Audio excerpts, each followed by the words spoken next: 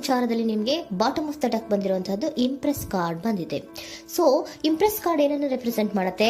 ಕೆಲವೊಂದು ರೀತಿಯ ನಿಮ್ಮ ಲವ್ ಲೈಫಿನ ವಿಚಾರದಲ್ಲಿ ಶಾಂತವಾಗಿರ್ಬೇಕು, ಸಮಾಧಾನವಾಗಿರ್ಬೇಕು, ಒಂದು ಪ್ರೀತಿ ಇರಬೇಕು ಅನ್ನುವಂತಹದ್ದು, ಮತ್ತೆ ಒಂದು ಸ್ಟೇಬಲ್ ಆಗಿರ್ಬೇಕು ಅನ್ನುವಂತಹ ರೀತಿಯಲ್ಲಿ ನೀವು ಆಲೋಚನೆಯನ್ನು ಮಾಡ್ತಾ ಇರುವಂತಹದ್ದು ಬಾಟಮ್ ಆಫ್ ದ ಡೆಕ್ ಅಲ್ಲಿ ರೆಪ್ರೆಸೆಂಟ್ ಆಗ್ತದೆ. ಲೈಫಿನ ವಿಚಾರದಲ್ಲಿ ಪಾಸ್ಟಿನಲ್ಲಿ ಕೆಲವೊಂದು ರೀತಿಯ ಕೆಲವೊಬ್ಬರಿಗೆ ಸೋಲ್ಮೇಟ್ ಕನೆಕ್ಷನ್ ಅನ್ನ ರೆಪ್ರೆಸೆಂಟ್ ಮಾಡ್ತಾ ಇದೆ ಕೆಲವೊಬ್ಬರಿಗೆ. ಓಕೆನಾ? ನಿಮ್ಮ ಪ್ರೀತಿಯಲ್ಲಿ ಒಂದು ರೀತಿಯ ಬಾಂಡೇಜ್ ಇರುವಂತಹದ್ದು ರೆಪ್ರೆಸೆಂಟ್ ಆಗ್ತಾ ಇದೆ. ಹಾರ್ಮೋನಿಗಳು ಇರುವಂತಹದ್ದು ರೆಪ್ರೆಸೆಂಟ್ ಆಗ್ತದೆ ಕೆಲವೊಬ್ಬರಿಗೆ. ಓಕೆನಾ? ಮತ್ತೆ ಕೆಲವೊಬ್ಬರಿಗೆ ನಿಮ್ಮ ಲವ್ ಲೈಫ್ನ ವಿಚಾರದಲ್ಲಿ ಥರ್ಡ್ ಪಾರ್ಟಿ ಸಿಚುಯೇಷನ್ ಅನ್ನ ರೆಪ್ರೆಸೆಂಟ್ ಆಗ್ತಾ ಇದೆ. ಓಕೆನಾ? ಥರ್ಡ್ ಪಾರ್ಟಿ ಸಿಚುಯೇಷನ್ಸ್ ಅನ್ನ ರೆಪ್ರೆಸೆಂಟ್ ಮಾಡ್ತದೆ ನಿಯರ್ ಪಾಸ್ಟಿನಲ್ಲಿ ನಿಮಗೆ. ನೆಕ್ಸ್ಟ್ ಕಾರ್ಡ್ ಬಂದಿರುವಂತಹದ್ದು ಪೇಜ್ ಆಫ್ ಸೋರ್ಟ್ಸ್ ಬಂದಿದೆ. ಥರ್ಡ್ ಕಾರ್ಡ್ ಬಂದಿರುವಂತಹದ್ದು ಯಾವುದು? ನಿಮಗೆ ಪೇಜ್ ಆಫ್ ಸೋರ್ಟ್ಸ್ ಬಂದಿದೆ. ಸೊ ಕ್ಯೂರಿಯಾಸಿಟಿ ಇದ್ದಂತಹ, ನಿಮ್ಮ ಲವ್ ಲೈಫಿನ ವಿಚಾರದಲ್ಲಿ ಒಂದು ಕ್ಯೂರಿಯಾಸಿಟಿ ಇದ್ದಂತಹ, ಒಂದು ರೀತಿಯ ಬಾಂಡೇಜ್ ಇದ್ದಂತಹ, ಸ್ವಲ್ಪ ನೀವು ಮಾತಾಡಿರುವಂತಹ ಸಾಧ್ಯತೆಗಳು ರೀಸೆಂಟ್ ಪಾಸ್ಟಿನಲ್ಲಿ ರೆಪ್ರೆಸೆಂಟ್ ಆಗ್ತಾ ಇದೆ. ಸೊ ನಿಮ್ಮ ಲವ್ ಲೈಫಿನ ವಿಚಾರವಾಗಿ ಒಂದು ರೀತಿಯ ಬಾಂಡೇಜ್ ಇರುವಂತಹದ್ದು, ನೀವು ಕೆಲವೊಬ್ಬರಿಗೆ ಥರ್ಡ್ ಪಾರ್ಟಿ ಸಿಚುಯೇಷನ್ ಮತ್ತೆ ಕೆಲವೊಬ್ಬರಿಗೆ ಸೋಲ್ಮೇಟ್ ಕನೆಕ್ಷನ್ ಅನ್ನ ರೆಪ್ರೆಸೆಂಟ್ ಮಾಡ್ತಾ ಇದೆ.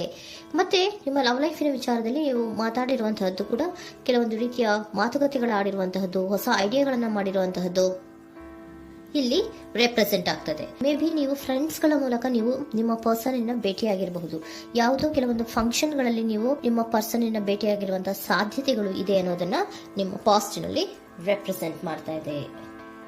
ನೆಕ್ಸ್ಟ್, ಅಟ್ ಪ್ರೆಸೆಂಟ್ನಲ್ಲಿ ಯಾಕೋ ನಿಮ್ಮ ಲವ್ ಲೈಫಿನ ವಿಚಾರದಲ್ಲಿ ಫೀಲಿಂಗ್ ಲೆಫ್ಟ್ ಔಟ್ ಆಗಿರುವಂತಹ ಸಾಧ್ಯತೆಗಳು ರೆಪ್ರೆಸೆಂಟ್ ಆಗ್ತಾ ಇದೆ. ಅಟ್ ಪ್ರೆಸೆಂಟ್ನಲ್ಲಿ ಯಾಕೋ ಕೆಲವೊಂದು ರೀತಿಯ ಚಿಂತೆಗಳಿರುವಂತಹದ್ದು, ವರೀಸ್ಗಳಿರುವಂತಹದ್ದು, ಬೇಜಾರಿನಲ್ಲಿ ನಿಮ್ಮ ಲವ್ ಲೈಫಿನ ವಿಚಾರದಲ್ಲಿ ಇರುವಂತಹದ್ದು ರೆಪ್ರೆಸೆಂಟ್ ಆಗ್ತಾ ಇದೆ. ಯಾಕೆ ಅಂದ್ರೆ ನಿಮ್ಮ ಲವ್ ಲೈಫಿನ ವಿಚಾರವಾಗಿ ಕೆಲವೊಂದು ರೀತಿಯ ಬದಲಾವಣೆಗಳಾಗ್ತಾ ಇರುವಂತಹದ್ದು ರೆಪ್ರೆಸೆಂಟ್ ಆಗ್ತಾ ಇದೆ. ಯಾಕೋ ಕೆಲವೊಂದು ಚೇಂಜಸ್ಗಳಾಗ್ತಾ ಇರೋದ್ರಿಂದ ನೀವು ಬೇಜಾರಿನಲ್ಲಿ ಇರುವಂತಹದ್ದು. ನಿಮ್ಮ ಲವ್ ಲೈಫಿನ ವಿಚಾರವಾಗಿ ಯಾಕೋ ಪರಿಸ್ಥಿತಿಗಳು ಅಷ್ಟು ಚೆನ್ನಾಗಿಲ್ಲದೆ ಇರುವಂತಹದ್ದು ರೆಪ್ರೆಸೆಂಟ್ ಆಗ್ತಾ ಇದೆ. ಯಾಕೋ ಕೆಲವು ಬದಲಾವಣೆಗಳು, ಚೇಂಜಸ್ಗಳು ಆವಾಗಿಂದ ಆವಾಗಲೇ ಆಗ್ತಾ ಇರುವಂತಹದ್ರಿಂದ ನಿಮಗೆ ಬೇಜಾರಾಗಿರುವಂತಹದ್ದು ರೆಪ್ರೆಸೆಂಟ್ ಆಗ್ತಾ ಇರೋದು. ಮತ್ತೆ ಥರ್ಡ್ ಕಾರ್ಡ್ ಬಂದಿರುವಂತಹದ್ದು ಕ್ವೀನ್ ಆಫ್ ವ್ಯಾಂಡ್ಸ್ ಬಂದಿದೆ. ಸೊ ಕ್ವೀನ್ ಆಫ್ ವ್ಯಾಂಡ್ಸ್ ಏನಕ್ಕೆ ನಿಮಗೆ ಪದೇ ಪದೇ ಚೇಂಜಸ್ಗಳಾಗ್ತಾ ಇದೆ? ಆ ಚೇಂಜಸ್ಗಳಿಂದ ಯಾಕೋ ಕೆಲವೊಂದು ರೀತಿಯ ವೇರಿಯೇಷನ್ಗಳು ಆಗ್ತಾನೆ ಇರೋದ್ರಿಂದ ನಿಮಗೆ ಬೇಜಾರಾಗ್ತಾ ಇದೆ. ಸೊ ಅದಕ್ಕೋಸ್ಕರ ನೀವೇನ್ ಮಾಡ್ತೀರಾ? ಬಹಳ ಧೈರ್ಯವಾಗಿ ಕೆಲವೊಂದು ನಿರ್ಣಯಗಳನ್ನ ಮಾಡುವಂತಹ ಸಾಧ್ಯತೆಗಳು ಅಟ್ ಪ್ರೆಸೆಂಟ್ ನಲ್ಲಿ ರೆಪ್ರೆಸೆಂಟ್ ಆಗ್ತಾ ಇದೆ. ಬಹಳಷ್ಟು ಧೈರ್ಯದಿಂದ ಇಂಡಿಪೆಂಡೆಂಟ್ ಆಗಿ ಕೆಲವೊಂದು ನಿರ್ಣಯಗಳನ್ನ ಮಾಡಬೇಕು ಅನ್ನುವಂತಹ ಆಲೋಚನೆಗಳನ್ನ ಮಾಡ್ತಾ ಇರುವಂತಹದ್ದು ರೆಪ್ರೆಸೆಂಟ್ ಆಗ್ತಾ ಇದೆ. ಯಾಕೆ ಅಂದ್ರೆ ಆವಾಗಿನಾವಾಗೆ ನಿಮ್ಮ ಲವ್ ಲೈಫಿನ ವಿಚಾರದಲ್ಲಿ ತುಂಬಾ ಏರುಪೇರುಗಳಾಗ್ತಾ ಇರೋದ್ರಿಂದ ಆ ವಿಚಾರದಲ್ಲಿ ಸ್ವಲ್ಪ ಬೇಜಾರುಗಳು ಇರುವಂತದ್ದು ರೆಪ್ರೆಸೆಂಟ್ ಆಗ್ತದೆ. ಇನ್ ಇಮಿಡಿಯೇಟ್ ಫ್ಯೂಚರಿನಲ್ಲಿ ಯಾಕೋ ನೀವು ಕೆಲವೊಂದು ವಿಚಾರಗಳಲ್ಲಿ ನೋಡಿ ಆತಂಕ ಪಡ್ತಾ ಇರುವಂತಹ, ಎಗೇನ್ ಬೇಜಾರನ್ನ ಪಡ್ತಾ ಇರುವಂತಹದ್ದು, ನಿದ್ರಾಹೀನತೆಯನ್ನ ಮಾಡ್ಕೋತಾ ಇರುವಂತಹದ್ದು, ಸ್ಟ್ರೆಸ್ಸಿನಲ್ಲಿ ಇರುವಂತಹದ್ದು ರೆಪ್ರೆಸೆಂಟ್ ಆಗ್ತಾ ಇದೆ. ಕೆಲವೊಂದು ನಿರ್ಣಯಗಳನ್ನು ತಗೊಳ್ಳುವಂತಹ ಸ್ಟ್ರೆಸ್ಗಳಲ್ಲಿ ಇರುವಂತಹದ್ದು ಕೆಲವೊಬ್ಬರಿಗೆ ಯಾಕೋ ಇಮಿಡಿಯೇಟ್ ಫ್ಯೂಚರ್ ನಲ್ಲಿ ಕೂಡ ರೆಪ್ರೆಸೆಂಟ್ ಆಗ್ತಾ ಇದೆ. ಆದ್ರೆ ಫ್ಯೂಚರ್ ನಲ್ಲಿ ನೀವು ಏನ್ ಮಾಡ್ಬೇಕಾಗಿತ್ತು? ಸೊ ಕ್ವಿಕ್ ಥಿಂಕಿಂಗ್ ಅನ್ನ ಮಾಡ್ಬೇಕಾಗಿತ್ತು. ಕೆಲವು ವಿಚಾರಗಳ ಬಗ್ಗೆ ನೀವು ಫೋಕಸ್ ಅನ್ನ ಮಾಡ್ಬೇಕಾಗಿತ್ತು. ಏನಾಗ್ತಾ ಇದೆ ನಮ್ಮ ಲವ್ ಲೈಫಿನ ವಿಚಾರದಲ್ಲಿ ಅನ್ನೋದನ್ನ ಫೋಕಸ್ ಅನ್ನ ಮಾಡಿದ್ರೆ ನಿಮ್ಮ ಲವ್ ಲೈಫಿನ ವಿಚಾರದಲ್ಲಿ ಕೆಲವೊಂದು ರೀತಿಯ ಫುಲ್ಫಿಲ್ಮೆಂಟ್ಗಳು, ಸಮಾಧಾನಗಳು, ಖುಷಿಗಳು ಇರುತ್ತೆ. ಯಾವಾಗ ನೀವು ಫೋಕಸ್ ಅನ್ನ ಮಾಡೋದಿಲ್ವೋ ಆಗ ನಿಮ್ಗೆ ಮತ್ತಷ್ಟು ಆತಂಕಗಳು, ಬೇಜಾರುಗಳು ಆಗುವಂತ ಸಾಧ್ಯತೆಗಳು ಇದೆ.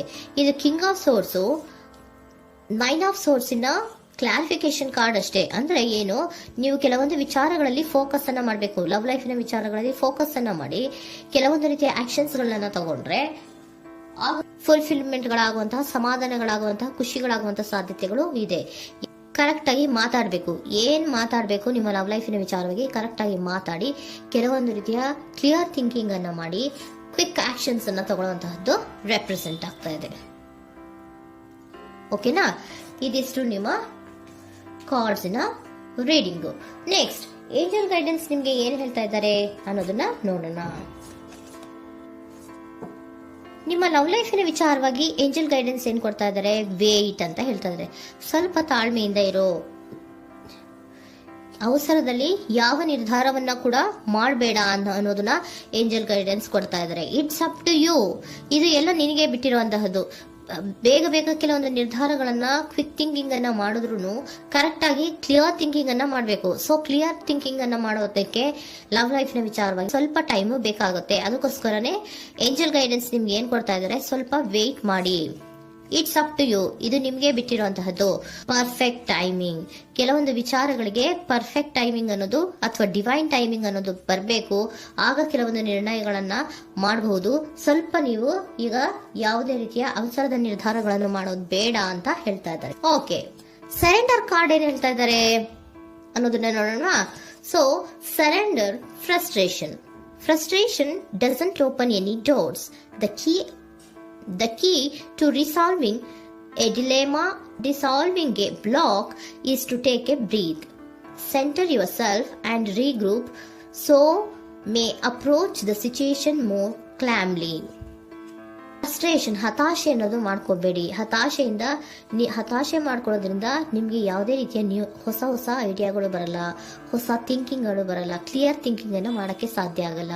ಸೊ ಅದಕ್ಕೆ ನೀವೇನ್ ಮಾಡ್ಬೇಕು, ಫ್ರಸ್ಟ್ರೇಷನ್ ಅನ್ನ ಬಿಟ್ಬಿಟ್ರೆ ನೀವು ಸಮಾಧಾನವಾಗಿ ಯೋಚನೆ ಮಾಡಿ ಕೆಲವೊಂದು ನಿರ್ಧಾರಗಳನ್ನ ಮಾಡಿ ಅನ್ನೋದನ್ನ ಸರೆಂಡರ್ ಕಾರ್ಡ್ ಕೂಡ ನಿಮ್ಗೆ ಹೇಳ್ತಾ ಇದ್ದಾರೆ. ಸೊ ನಿಮ್ಮ ಲವ್ ಲೈಫಿನ ವಿಚಾರದಲ್ಲಿ ಈಗ ಸ್ವಲ್ಪ ನಿಮಗೆ ಬೇಜಾರುಗಳಿರುವಂತಹದ್ದು, ಕೆಲವೊಂದು ಬದಲಾವಣೆಗಳು, ವೇರಿಯೇಷನ್ಗಳು ಆಗ್ತಾ ಇರುವಂತಹದ್ದು ರೆಪ್ರೆಸೆಂಟ್ ಆಗ್ತಾ ಇದೆ. ಸೊ ನಿಮ್ಮ ಲವ್ ಲೈಫಿನ ವಿಚಾರಕ್ಕೆ ಫ್ಯೂಚರಿನಲ್ಲಿ ಕೆಲವೊಂದು ಆಕ್ಷನ್ಸ್ ಅನ್ನ ತಗೋಬೇಕಾದ್ರೆ ಸ್ವಲ್ಪ ವೇಟ್ ಮಾಡಬೇಕು, ಕ್ಲಿಯರ್ ಆಗಿ ಥಿಂಕ್ ಮಾಡಬೇಕು, ಅದರಲ್ಲಿ ಆಕ್ಷನ್ಸ್ ಅನ್ನ ತಗೋಬೇಕು ಅನ್ನೋದನ್ನ ಹೇಳ್ತಾ ಇದ್ದಾರೆ. ಓಕೆನಾ?